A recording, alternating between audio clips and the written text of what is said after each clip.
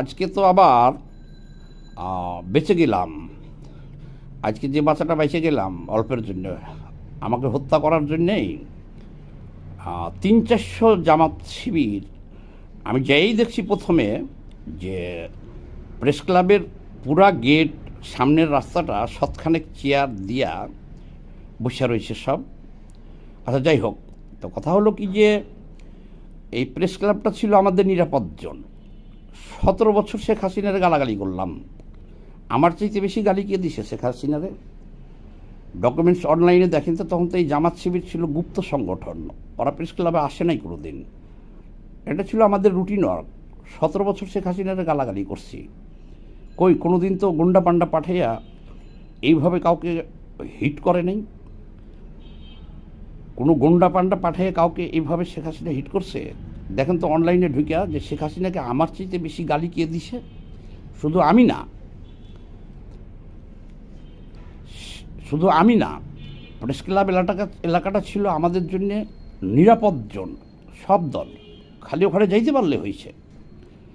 অথচ আজকে আমরা কি করছি? মারামারি করতে গেছি। দেশে বলে গণতন্ত্র ফিরে আইছে, আমরা উল্টাপাল্টা কথা বলার জন্যে জামায়াতের আমিরের আর শাহজাহান চৌধুরীর গ্রেপ্তার দাবি করছি, যে তারা যে উল্টাপাল্টা কথা বলতেছে ওদের জিজ্ঞাসাবাদ করুন, যে ওরা কেন ভোট কারচুপি করতে চায়। এটুকুই তো করতে গেছি। এর জন্য 300-400 ব্যানার নিয়ে গেছে। আমাদের প্রথমে আমাদের যতগুলো ক্যামেরা ছিল সামনে, এগুলোর সব সরাই দিছে। নিয়ে হঠাৎ করে দেখলাম যে ক্যামেরাম্যান একটাও নাই সামনে, সাংবাদিক একটাও নাই। কিরে বুঝে ওঠার সামনে আইসা ধুমধারাক্কা মাইটপিট শুরু করছে, ব্যানার বুনার নিয়ে গেছে গা।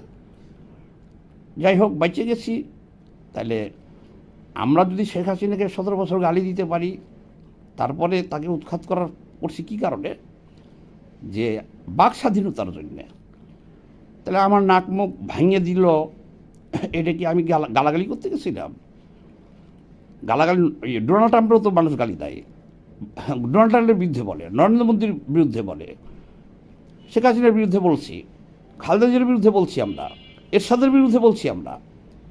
আর জামাতের আমিরের বিরুদ্ধে একটু বলার জন্য দাঁড়াইছি। সর্বনাশ, 200-300 জন, কত প্ল্যান।